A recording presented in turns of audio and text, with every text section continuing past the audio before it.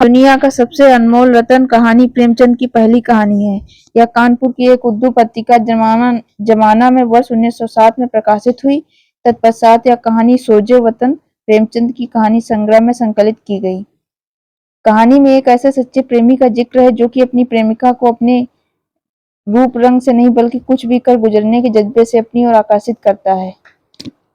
दिल फिगार एक कटीले पेड़ के नीचे दामन चाक लिए बैठा हुआ खून के आंसू बहा रहा था। वह सौंदर्य की देवी यानी मलका दिल फरेब का सच्चा और जान देने वाला प्रेमी था। उन प्रेमियों में नहीं जो इत्ते फुलेल में बसकर और शानदार कपड़ों से सजकर आशिक के वेश में मासूकियत का दम भरते हैं, बल्कि उन सीधे साधे भोले भाले फिदाइयों में जो जंगल और पहाड़ों से सर टकराते हैं और फरियाद मचाते फिरते हैं। दिलफरेद ने उससे कहा था कि अगर तू मेरा सच्चा प्रेमी है तो जा और दुनिया की सबसे अनमोल चीज लेकर मेरे दरबार में आ, तब मैं तुझे अपनी गुलामी में कबूल करूंगी। अगर तुझे वह चीज ना मिले तो खबरदार इधर रुख न करना, वरना सूली पर खिंचवा दूंगी। दिलफिगार को अपनी भावनाओं के प्रदर्शन का शिकवे शिकायत का प्रेमिका के सौंदर्य दर्शन का तनिक भी अवसर न दिया गया। दिलफरेब ने ज्यों ही यह फैसला सुनाया, उसके चौबदारों ने गरीब दिलफिगार को धक्का देकर बाहर निकाल दिया और आज 3 दिन से यह आफत का मारा आदमी उस कटीले पेड़ के नीचे उस भयानक मैदान में बैठा हुआ सोच रहा है कि क्या करूं। दुनिया के सबसे अनमोल चीज मुझको मिलेगी? नामुमकिन। और वह है क्या? कारू का खजाना? अबे हयात खुसरो का ताज जामे जाम तख्ते ताऊस परवेज की दौलत नहीं, यह चीजें हरगिज नहीं। दुनिया में जरूर इनसे भी महंगी इनमें भी अनमोल चीजें मौजूद हैं, मगर वह क्या, कहाँ है, कैसे मिलेगी? या खुदा मेरी मुश्किल क्यों कर आसान होगी। दिलफिगार इसी ख्यालों में चक्कर खा रहा था और अक्ल कुछ काम न कर रही थी। मुनीर सामी को हातिम सा मददगार मिल गया। एक काश मेरी कोई मददगार हो जाए, एक काश मुझे भी उस चीज का जो दुनिया की सबसे बेशकीमती चीज है नाम बतला दिया जाए। भला से वह चीज हाथ न आती, मगर मगर मुझे इतना तो मालूम होता कि वह किस किस्म की चीज है। मैं घड़े बराबर मोती की खोज में जा सकता हूँ।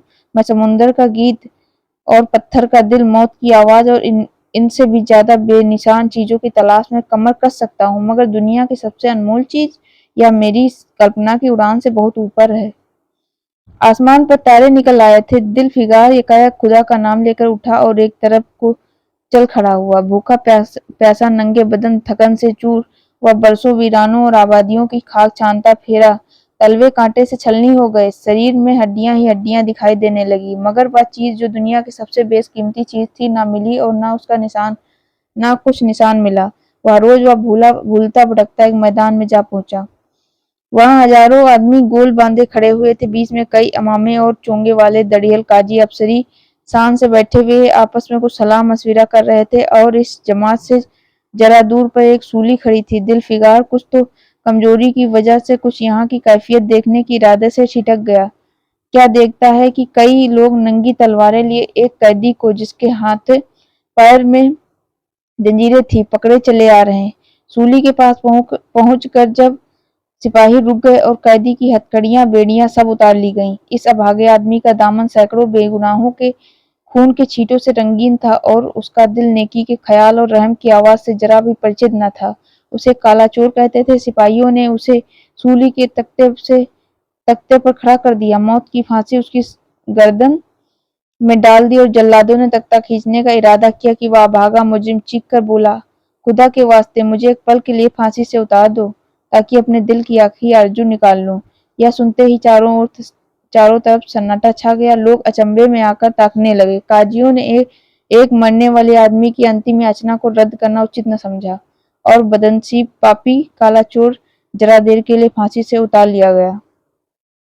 इसी भीड़ में एक खूबसूरत भोला भाला लड़का एक छड़ी पर सवार होकर अपने पैरों पर उछल उछल फर्जी घोड़ा दौड़ा रहा था और अपनी सादगी की दुनिया में ऐसे मगन था कि जैसे वह इस वक्त सचमुच इसी अरबी घोड़े का साहसवार है।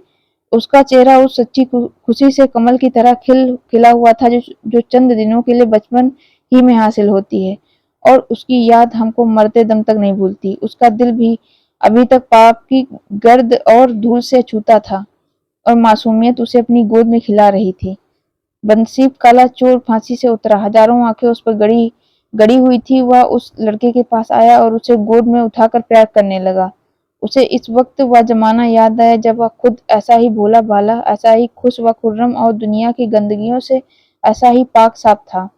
माँ गोदियों में खिलाती थी, बाप बलाएं लेता था और सारा कुनबा जान निछावर करता था। आह! काले चोर के दिल पर इस वक्त बीते कुछ दिनों की याद का इतना असर हुआ कि उसकी आंखों से, जिन्होंने दम तोड़ती हुई लाशों का तड़पते देखा और ना झपकी, आंसू का एक कतरा टपक पड़ा। जुल्फिकार ने लपक कर उस अनमोल मोती को हाथ में ले लिया और उसे दिल दिल ने कहा, बेशक यह दुनिया की सबसे अनमोल चीज है, जिस पर तख्ते ताउस और जामे जम और आबे हयात और जरे फरबे सब नौछावर हैं।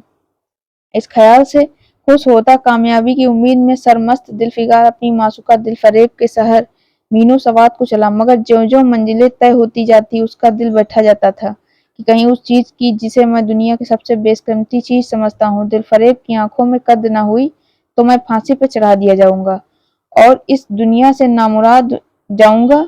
लेकिन जो हो सो हो, अब तो किस्मत आजमाई है। आखिर पहाड़ और दरिया तय करते शहर मीनो सवाद में आ पहुंचा और दिलफरेब की ड्योढ़ी पर जाकर विनती की कि थकान से टूटा हुआ दिलफिकार खुदा के फजल से हुक्म की तालीम करके आया है और आपके कदम चूमना चाहता है। दिलफरेब ने फौरन अपने सामने बुला भेजा और एक सुनहरे पर्दे की ओर से फरमाइश की कि वह अनमोल चीज पेश करो।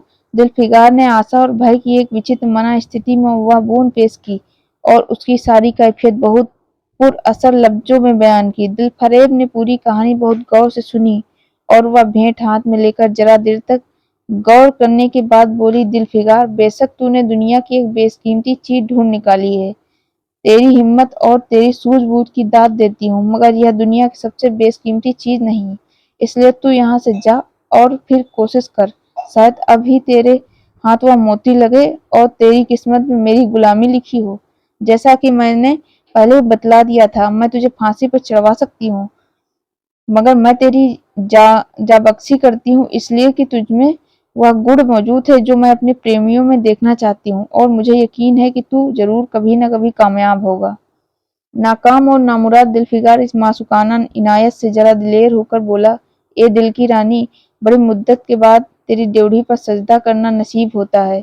फिर खुदा जाने ऐसे दिन कब आएंगे। क्या तू अपने जान देने वाले आशिक के बुरे हाल पर तरस न खाएगी और क्या अपने रूप की एक झलक दिखाकर इस जलते हुए दिलफिकार को अपने आने वाली शक्तियों के झेलने की ताकत न देगी। तेरी ए मस्त निगाहों के नशे से चूर होकर मैं वह कर सकता हूँ जो आज तक किसी से न बन पाया हो। दिलफरेब आशिक की यह चाव भरी बातें सुनकर गुस्सा हो गई और हुक्म दिया कि इस दीवाने को खड़े खड़े दरबार से निकाल दो। चौबदार ने फौरन गरीब दिलफिकार को धक्के देकर यार के कूचे से बाहर निकाल दिया। कुछ देर तक दिलफिकार अपनी निष्ठुर प्रेमिका की इस कठोरता पर आंसू बहाता रहा और सोचने लगा कि कहाँ जाऊं। मुद्दतों रास्ते नापने और जंगलों में भटकने के बाद आंसू की यह बूंद मिली थी। अब ऐसी कौन सी चीज है जिसकी कीमत इस आबदार मोती से ज्यादा हो। हजरते खिज्र, तुमने सिकंदर को आबे हयात के कुएं का रास्ता दिखाया था, क्या मेरी बाह न पकड़ोगे। सिकंदर सारी दुनिया का मालिक था, मैं तो एक बेखबर मुसाफिर हूँ। तुमने कितनी ही डूबती हुई किश्तियां किनारे लगाई हैं, मुझ गरीब का बेड़ा भी पार करो। ए आली मुकाम जिब्रील, कुछ तुम ही इस नीमजान दुखी आशिक पर तरस खाओ। तुम खुदा के एक खास दरबारी हो, क्या मेरी मुश्किल आसान न करोगे। गरज यह है कि दिलफिकार ने बहुत फरियाद मचाई, मगर उसका हाथ पकड़ने के लिए कोई सामने न आया। आखिर निराश होकर वह पागलों की तरह दोबारा एक तरफ को चल खड़ा हुआ।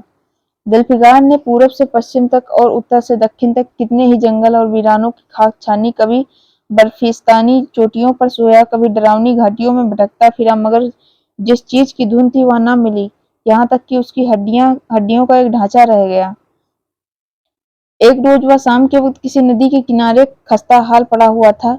बेखुदी की नशे से चौंका तो क्या देखता है कि एक चंदन की चिता बनी हुई है और उस पर एक युवती सुहाग के जोड़े पहने 16 श्रृंगार किए बैठी हुई है, जिसकी जांग पर उसके प्यारे पति का सर है और हजारों आदमी गोल बांधे खड़े हैं और फूलों की बरखा कर रहे हैं। यकायक चिता में में से खुद ब खुद एक लपट उठती है। सती का चेहरा उस वक्त एक पवित्र भाव से आलोकित हो रहा था। चिता की पवित्र लपटें उसके गले से लिपट गईं और दम के दम वह फूल सा शरीर राख सा ढेर हो गया।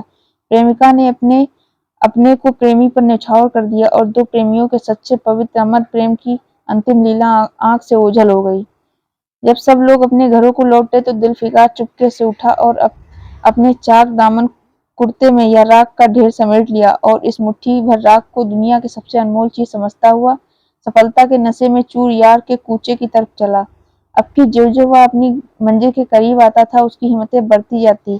कोई उसके दिल में बैठा हुआ कह रहा था, अब की तेरी जीत है, और इस ख्याल ने उसके दिल को जो सपने दिखाए उनकी चर्चा व्यर्थ है। आखिरकार वह शहर मीनो सवाद में दाखिल हुआ और दिलफरेब की ऊंची ड्योढ़ी पर जाकर खबर दी कि दिलफिकार सुर्खरू होकर लौटा है और हुजूर के सामने आना चाहता है। दिलफरेब ने जाबाज आशिक को फौरन दरबार में बुलाया और उस चीज के लिए जो दुनिया का सबसे बेशकीमती चीज थी हाथ फैला दिया। दिलफिकार ने हिम्मत करके उस चांदी जैसी कलाई को चूम लिया और मुट्ठी भर रख को उसके हथेली पर रखकर सारी कैफियत दिल को पिघला देने वाली लफ्जों में यह कहानी सुनाई और सुंदर प्रेमिका के होठों से अपनी किस्मत का मुबारक फैसला सुनने के लिए इंतजार करने लगा। दिलफरेब ने उस मुट्ठी भर राख को आंखों से लगा लिया और कुछ देर तक विचारों के सागर में डूबे रहने के बाद बोली, ए जान निछावर करने वाले आशिक दिलफिकार, बेशक यह राख जो तू लाया है, जिसमें लोहे को सोना कर देने की सिफत है, दुनिया की बहुत बेशकीमती चीज है और मैं सच्चे दिल से तेरी एहसानमंद हूँ कि तूने ऐसी अनमोल भेंट मुझे दी। मगर दुनिया में इससे भी ज्यादा अनमोल कोई चीज है, जा उसे तलाश कर और तब मेरे पास आ। मैं तहे दिल से दुआ करती हूँ कि खुदा तुझे कामयाब करे। यह कहकर वह सुनहरे पर्दे से बाहर आई और मासूकाना अदा से अपने रूप का जलवा दिखाकर फिर नजरों से ओझल हो गई। एक बिजली थी कि कौंधी और फिर बादलों के पर्दे में छिप गई। अभी दिलफिकार के होशो हवास ठिकाने पर न आने पाए थे कि चौबदार ने मुलायमियत से उसका हाथ पकड़कर यार के कूचे से उसको निकाल दिया और फिर तीसरी बार वह प्रेम का पुजारी निराशा के अथाह समुद्र में गोता खाने लगा। दिलफिकार का यह हियात छूट गया। उसे यकीन हो गया कि मैं दुनिया में इसी तरह नासाद और नामुराद मर जाने के लिए पैदा किया गया था और अब इसके सिवा और कोई चारा नहीं कि किसी पहाड़ पर चढ़कर नीचे कूद पड़ूं ताकि मासूका के जुल्मों की फरियाद करने के लिए एक हड्डी भी बाकी न रहे। वह दीवाने की तरह उठा और गिरता पड़ता एक गगनचुंबी पहाड़ की चोटी पर पहुंचा। किसी और समय वह ऐसे ऊंचे पहाड़ पर चढ़ने का साहस न कर सकता था, मगर इस वक्त जान देने की जोश में उसे वह एक मामूली टेकरी से ज्यादा ऊंचा नजर आया। करीब था कि वह नीचे कूद पड़े कि हरे हरे कपड़े पहने हुए और हरा अमामा बांधे एक बुजुर्ग एक हाथ में तस्बीह और दूसरे हाथ में लाठी लिए बरामद हुए और हिम्मत बढ़ाने वाले स्वर में बोले, दिलफिकार, नादान दिलफिकार, यह क्या बुज़दिलों जैसी हरकत है। तू मोहब्बत का दावा करता है और तुझे इतनी भी खबर नहीं कि मजबूत इरादा मोहब्बत के रास्ते की पहली मंजिल है। मर्द बन और यूं हिम्मत न हार। पूरब की तरफ एक देश है जिसका नाम है हिंदुस्तान है, वहां जा और तेरी आरजू पूरी होगी। यह कहकर हजरत खिज गायब हो गए। दिलफिकार ने शुक्रिया की नमाज अदा किया और ताजा हौसले, ताजा जोश और अलौकिक सहायता का सहारा पाकर खुश खुश पहाड़ से उतरा और हिंदुस्तान की तरफ चल पड़ा। मुद्दत तक कांटों से भरे हुए जंगलों, आग बरसाने वाले रेगिस्तानों, कठिन घाटियों और अलग पर्वतों का तय करने के बाद दिलफिकार हिंद की पाक सरजमीन में दाखिल हुआ और एक ठंडे पानी के सोते में सफर की तकलीफें ढोकर थकान के मारे नदी के किनारे लेट गया। शाम होते होते एक चटियल मैदान में पहुंचा। वहां बेशुमार अधमरी और बेजान लाशें बिना कफन के पड़ी हुई थी। चील, कौवे और वहशी दरिंदे मरे पड़े हुए थे और सारा मैदान खून से लाल हो रहा था। यह डरावना दृश्य देखते ही दिलफिकार का दिल दहल गया। या खुदा, किस मुसीबत में जान फंसी। मरने वालों का कराहना, सिसकना और एड़ियां रगड़कर जान देना, दरिंदों का हड्डियों को नोचना और गोश्त के लोथड़ों से लेकर भागना, एक हौलनाक सीन दिलफिकार ने कभी न देखा था। यकायक उसे ख्याल आया, यह लड़ाई का मैदान है और यह लाशें सूरमा सिपाहियों की हैं। इतने में करीब से कराहने की आवाज आई। दिलफिकार उस तरफ फिरा तो देखा कि एक लंबा तगड़ा आदमी, जिसका मर्दाना चेहरा जान निकालने की कमजोरी से पीला हो गया था, जमीन पर सर झुकाए पड़ा हुआ था। सीने से खून का फव्वारा जारी है, मगर आबदार तलवार की मूठ पंजे से अलग नहीं हुई। दिलफिकार ने एक चीथड़ा लेकर घाव के मुंह पर रख दिया ताकि खून रुक जाए और बोला, ए जवां मर्द, तू कौन है? जवां मर्द ने यह सुनकर आंखें खोली और वीरों की तरह बोला, क्या तू नहीं जानता मैं कौन हूँ? क्या तूने आज इस तलवार की काट नहीं देखी? मैं अपनी माँ का बेटा और भारत का सपूत हूँ। यह कहते कहते उसकी त्योरिया पर बल पड़ गए। पीला चेहरा गुस्से से लाल हो गया और आबदार शमशीर फिर अपना जौहर दिखाने के लिए चमक उठी। दिलफिकार समझ गया कि इस वक्त मुझे दुश्मन समझ रहा है। नरमी से बोला, ए जवां मर्द, मैं तेरा दुश्मन नहीं हूँ। अपने वतन से निकला हूँ, एक गरीब मुसाफिर हूँ, इधर भटकता भूलता भटकता आ निकला हूँ। बराए मेहरबानी मुझसे यहाँ की कुछ कैफियत बयां कर। यह सुनते ही घायल सिपाही बहुत मीठे स्वर में बोला, अगर तू मुसाफिर है तो आ मेरे खून से तर पहलू में बैठ जा, क्योंकि यही तो अंगुल जमीन है जो मेरे पास बाकी रह गई है और जो सिवाय मौत के कोई नहीं छीन सकता। अफसोस है कि तू यहाँ ऐसे वक्त में आया है जब हम तेरा आतिथ्य सत्कार करने के योग्य नहीं। हमारे बाप दादा का देश आज हमारे हाथ से निकल गया और इस वक्त हम बेवतन हैं। मगर पहलू बदलकर हमने हमलावर दुश्मन को बता दिया कि राजपूत अपने देश के लिए कैसी बहादुरी से जान देता है। या आसपास जो लाशें तू देख रहा है, या उन लोगों की हैं जो इस तलवार के घाट उतरे हैं मुस्कुराकर और गोया कि मैं बेवतन हूँ, मगर गनीमत है कि दुश्मन की जमीन पर मर रहा हूँ। सीने के घाव से चीथड़ा निकालकर, क्या तूने यह मरहम रख दिया? खून निकलने दे। इसे रोकने से क्या फायदा? क्या अपने ही देश में गुलामी के लिए जिंदा रहूं? नहीं, ऐसी जिंदगी से मर जाना, इससे अच्छी मौत मुमकिन नहीं। जवां मर्द की आवाज मध्यम हो गई, अंग ढीले पड़ गए। खून इतना ज्यादा बह रहा था कि खुद ब खुद बंद हो गया। रह रहकर एक आध बूंद टपक रहा था। आखिरकार सारा शरीर बेदम हो गया। दिल की हरकत बंद हो गई और आंखें मूंद गईं। दिलफिकार ने समझा अब काम तमाम हो गया है कि मरने वाले ने धीमे से कहा, भारत माता की जय, और उसके सीने से खून का आखिरी कतरा निकल पड़ा। एक सच्चे देश प्रेमी और देशभक्त ने देशभक्ति का हक अदा कर दिया।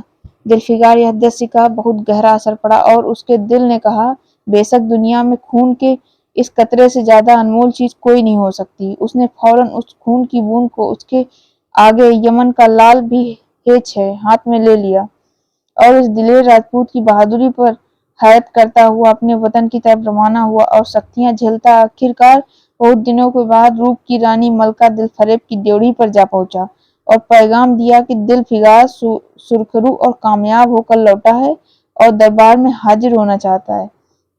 दिलफरेब ने उसे फौरन हाजिर होने का हुक्म दिया। खुद हस्बे मामूल मामूल सुनहरे पर्दे की ऊँट में बैठी और बोली, दिलफिकार, अब की तू बहुत दिनों के बाद वापस आया है। ला, दुनिया की सबसे बेशकीमती चीज कहाँ है?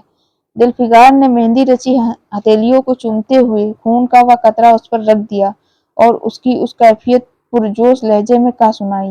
वह खामोश भी न हो पाया था कि यकायक वह सुनहरा पर्दा हट गया और दिलफिकार के सामने हुस्न का एक दरबार सजा हुआ नजर आया, जिसकी एक एक नाजनीन जुलेखा से बढ़कर थी। दिलफरेब बड़ी शान के साथ सुनहरी मसनद पर सुशोभित हो रही थी। दिलफिकार हुस्न का यह तिलिस्म देख कर अचंभे में पड़ गया और चित्र लिखित सा खड़ा रहा कि दिलफरेब मसनद से उठी और कई कदम आगे बढ़कर उससे लिपट गई। गाने वालियों ने खुशी के गाने शुरू कर दिए। दरबारियों ने दिलफिकार को नजरें भेंट की और चांद सूरज को बड़ी इज्जत के साथ मसनद पर बैठा दिया गया। जब वह लुभावना गीत बंद हुआ तो दिलफरेब खड़ी हो गई और हाथ जोड़कर दिलफिकार से बोली, ए जानिसार आशिक दिलफिकार, मेरी दुआएं बर आईं और खुदा ने मेरी सुन ली और तुझे कामयाब का सुखरू किया। आज से तू मेरा मालिक है और मैं तेरी लौंडी। यह कहकर उसने एक रत्न जड़ित मंजूसा मंगाई और उससे एक तख्ती निकाली जिस पर सुनहरे अक्षरों में लिखा हुआ था, खून का वह आखिरी कतरा जो वतन की हिफाजत में गिरे दुनिया की सबसे अनमोल चीज है।